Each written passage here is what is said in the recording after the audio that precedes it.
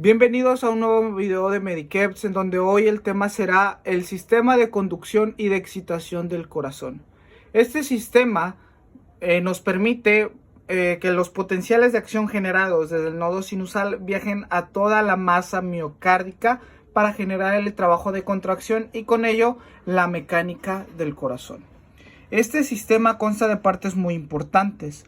El primero de ellos es el nodo sinusal, o nodo sinoauricular, sinoatrial, o simplemente podemos encontrarlo abreviado como nodo SA, el cual es el marcapasos fisiológicos del corazón, teniendo una frecuencia de entre 60 a 100 latidos por minuto, que es pues nuestra frecuencia normal, como podemos darnos cuenta. Es aquí donde el nodo sinusal se empieza. ¿En dónde está ubicado? El nodo sinusal está ubicado en la pared posterolateral de la aurícula derecha. Es lateral y posterior a la desembocadura de la vena cava superior. Es decir, se encuentra por debajo de esa desembocadura que une la vena cava y a la aurícula derecha. Después, este nodo sinusal necesita llegar a toda la masa miocárdica auricular a través de tres tractos, los llamados tractos internodulares. ¿Por qué internodulares? Porque dirigen el impulso, el potencial desde nodo a nodo. Este consta de tres tractos individuales. El primero de ellos es el tracto internodular anterior, o también llamado tracto de Bachmann. El segundo, tracto internodular medio, o también conocido como de Weckenbach. Y el tercero es el tracto internodular posterior, o de Thorel. Estos comunican a los nodos de nodo a nodo. Una vez que viajó el impulso por estos tractos internodulares, llega al nodo auriculoventricular, o abreviado nodo AB, en el cual ocurre una parada fisiológica, una pequeña retraso en la conducción que permite que primero se contraiga la aurícula y después se contraigan los ventrículos. Después de ese nodo auriculoventricular tenemos un haz de His, el cual pues va a permitir ahora sí pasar el impulso cardíaco desde las aurículas hacia los ventrículos. Y después tenemos a las ramas derechas e izquierdas del haz de His, las cuales se van a ramificar en fibras de Purkinje que van a llevar el impulso cardíaco hacia el resto de miocardio. El primero que vamos a hablar del componente es del nodo sinusal o sinoauricular, el cual tiene 1 milímetro de grosor, 3 milímetros de ancho y 15 milímetros de longitud. Como les había dicho, se encuentra en la pared posterolateral de la aurícula derecha y está por debajo y lateral a la desembocadura de la vena cava superior. Por eso es que en los libros se encuentra casi hasta arriba de la aurícula derecha. Este nodo sinusal, a diferencia del músculo miocárdico y del músculo ventricular, tiene un potencial de membrana en reposo de menos 55 milivoltios. Si recordamos del video anterior, entendemos que en el miocito o en el músculo ventricular tiene un potencial de membrana de menos 85 milivoltios. Entonces aquí vemos que es mucho menos negativo porque su potencial de reposo es de menos 55 milivoltios. Esto es debido a la naturalidad de la permeabilidad a iones de calcio y sodio, es decir, a lo fácilmente que fluye desde dentro de la célula hacia afuera los iones de calcio y de sodio. Es por eso que va a tener un potencial de membrana tan bajo a diferencia del resto, y esto le va a configurar precisamente que sea el marcapasos del corazón por esta característica de autoexcitación que le propicia tener una menor electronegatividad que el resto de células. ¿Sí?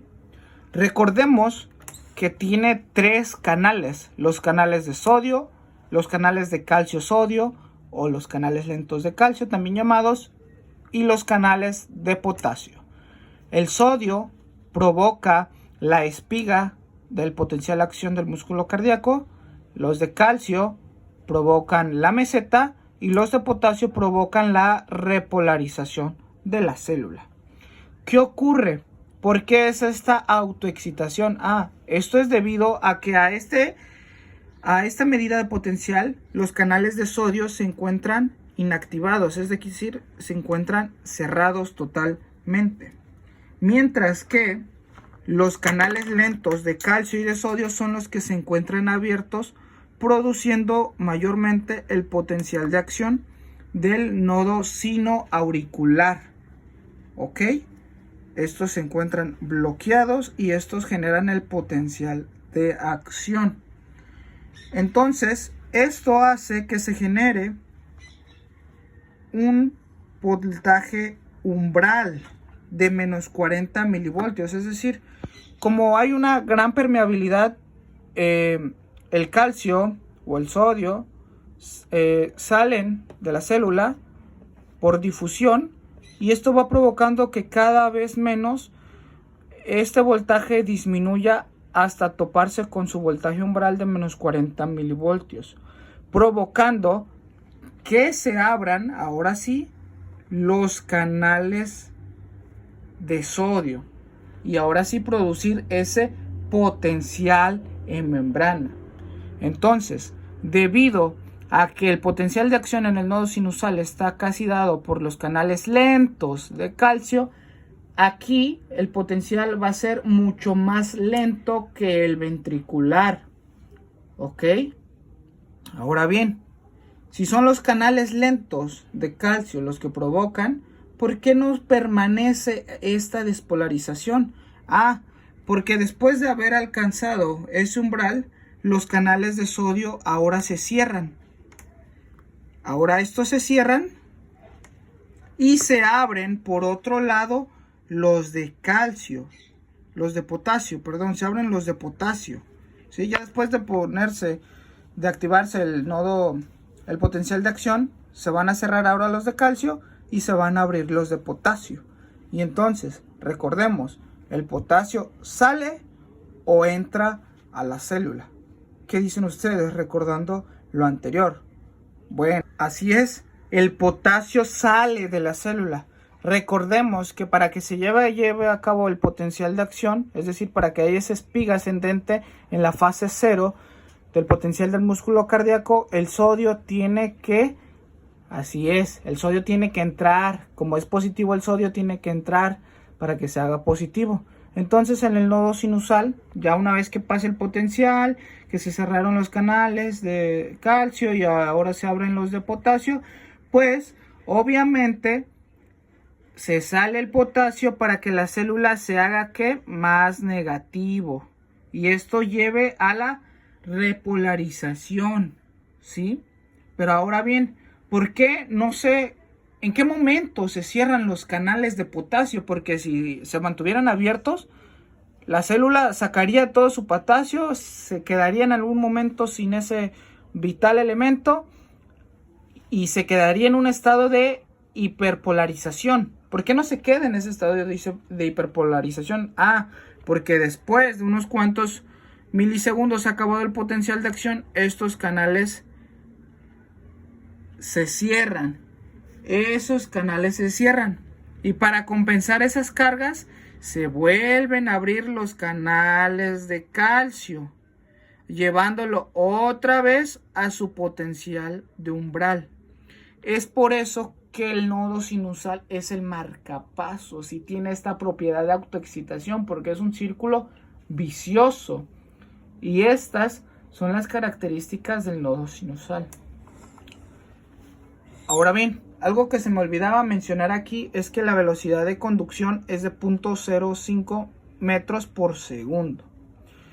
Mientras que en las vías internodulares la velocidad de conducción es de 0.3 metros sobre segundos. Aunque en el de Bachmann, que es el interauricular, que despolariza todo la aurícula izquierda, es de alrededor de 1 metro por segundo.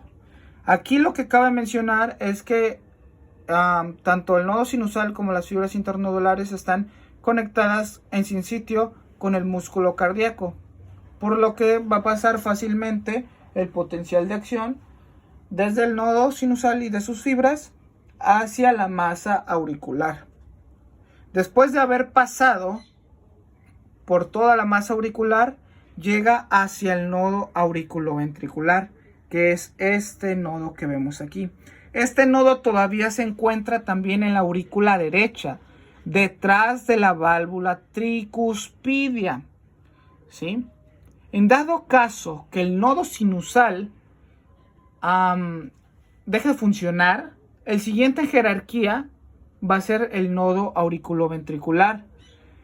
Y la característica de este nodo es que se despolariza o tiene una frecuencia cardíaca de entre 40 a 60 latidos por minuto. Y cuando es así se le conoce como ritmo de la unión. Y aquí vamos a explicar algo muy importante para entender un poco, empaparnos del electro y qué pasa con este sistema de conducción. Una vez que sale el impulso desde el nodo sinoauricular, pues viaja por los tractos internodulares para llegar al nodo auriculoventricular, ¿sí? Todo este viaje le cuesta, o más bien tarda, 0.03 segundos, es decir, casi inmediato, ¿no? Mientras que en el nodo auriculoventricular, una vez que llega, se retrasa. Hay un retraso fisiológico, hay un primer retraso de alrededor de 0.09 segundos. ¿Ok? ¿Esto por qué? Bueno, se cree que es debido a una disminución de los iones en hendidura del nodo auriculoventricular y que es debido a eso su retraso, ¿sí? Entonces, una vez que esto pasa, que esto transcurre con toda la fuerza, llega a la porción penetrante del haz de His, que es esta partecita que tenemos aquí. Es como si aquí ya fuera aurícula y ventrículos para abajo, ¿sí? Porque les decía al principio que las de His pues conduce los impulsos desde las aurículas a los ventrículos. Y en este lapso de tiempo entre nodo auriculoventricular hasta las de His, hay un segundo retraso de 0.04 segundos. Es decir, hay un retraso final. Hay un retraso final de ¿cuánto sería? Hay un retraso final de 0.13. Perdón, este es 15.13 segundos. Que sumado al 0.03 del nodo, de lo que recorrió desde el nodo, de nodo a nodo, nos da un total de 0.16 segundos. Ahora bien, ¿qué tiene que ver este numerito, que es muy importante, con este electro? Sabemos que la onda P nos hace referencia a o nos muestra la actividad eléctrica de la despolarización auricular. Que la onda QRS es la despolarización ventricular y la onda T es la repolarización ventricular. Ahora bien, hay algo que se llama intervalo PR. Intervalo, yo lo manejo así, y para que se los puedan aprender, los intervalos son que van de inicio, con I de inicio. ¿Inicio de qué? Inicio desde la onda P, como lo vemos aquí, hasta el inicio también de la onda R, es decir, hasta aquí. Intervalos, tómenlo así, como inicio. Intervalos con I de inicio, de P a R. Segmentos, entonces, es lo contrario. Final, por ejemplo, el segmento ST, que es este de aquí, nada más para diferenciar. El segmento va a ser con final y principio, ¿sí? Final del S y principio de la T. El único que es de inicio es los intervalos. Ahora bien, teniendo esto en cuenta, el intervalo PR suele medir desde 0.12 hasta 0.20 segundos. Es decir, si tuviéramos una media, ¿cuál sería? 0.16 segundos. Y entonces es el intervalo PR lo que nos mide el tiempo que transcurre desde la despolarización auricular hasta que se despolariza el ventrículo. Y es precisamente así como se correlaciona todos estos tiempos con el intervalo PR. Ahora bien, ¿qué ocurre con la onda P? La onda P suele medir 0.10 segundos, o bien que no rebase más de 3 milímetros. Recordemos que 1 milímetro en tiempo, es decir, así lineal, porque hacia arriba es el voltaje, linealmente 1 milímetro de tiempo equivale a 0.04 segundos. Es decir, que como máximo debe de medir menos de 0.12 segundos, ¿sí? Es decir, esta sería lo máximo que puede tardar la despolarización. Y regresemos a ver estos numeritos de aquí entonces, ¿sí? Si sumamos 0.03 que le tomó a las vías internodulares viajar desde el nodo sinusal hasta el aurículo ventricular, más el retraso, toda la despolarización, tenemos 0.12 segundos, que es lo máximo que puede medir. Entonces es aquí que por eso mide o debe medir la onda P menos de 0.12 segundos. E incluso la aurícula izquierda se despolariza en 0.09 segundos, lo que le toma a las de Bachmann despolarizar toda la aurícula izquierda y con ello terminar de despolarizar a toda la aurícula. Y por eso vemos también este numerito de aquí, 0.10 segundos puede durar la onda P. Por eso es que estos numeritos son muy importantes conocerlos, porque no solamente es conocer que aquí es la despolarización auricular, despolarización ventricular, sino conocer que el intervalo es de despolarización a despolarización y que precisamente debe de medir entre 0.12 a 0.20 segundos, porque aquí y acá se retrasa 0.13 más los 0.03 que le tomó a las vías internodulares conducir todo eso.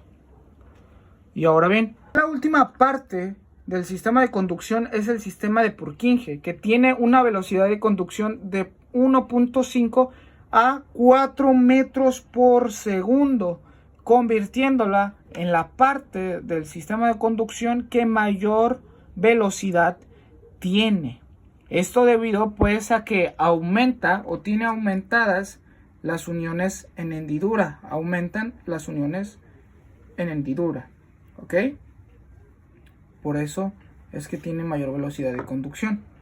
Ahora bien, este también podría ser un marcapasos, porque recordemos que si el nodo sinusal dejaba funcionar, su siguiente relevo en la carrera sería el nodo auricular, con una frecuencia de ¿cuánto? De 40 a 60 latidos por minuto. ¿Y qué pasase si el nodo auriculoventricular también dejase de funcionar? Pues su siguiente relevo en carrera serían las fibras de Purkinje, generando ritmos de 20 a 40 latidos por minuto, conociéndole como ritmo idioventricular. ¿Sí? Estos son los dos ritmos, fuera del nodo sinusal, que pueden generar impulsos. Ahora bien, habíamos recordado que el haz de His, ya a partir de aquí se despolariza el ventrículo, ¿no? Y todo va hacia abajo, todo va hacia abajo, todo va hacia abajo, todo va hacia abajo. La despolarización va hacia abajo. ¿Por qué entonces no se puede regresar el impulso hacia arriba? No hay, a esto se le conoce como dirección anterógrada, es decir, que vaya de atrás hacia adelante. Pero en el sistema de conducción no hay actividad retrógrada, es decir, desde el sistema de Purkinje hacia las aurículas, porque tiene un sistema aislante muy importante, que es de tejido fibroso. ¿Cuál es? Bueno, el tejido fibroso que compone a la válvula tricuspidia. Eso es lo que impide el paso retrógrado del impulso nervioso.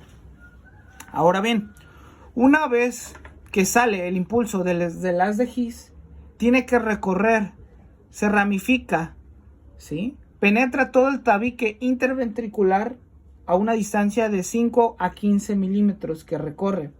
Después de eso se bifurca en dos ramas, una izquierda y una derecha.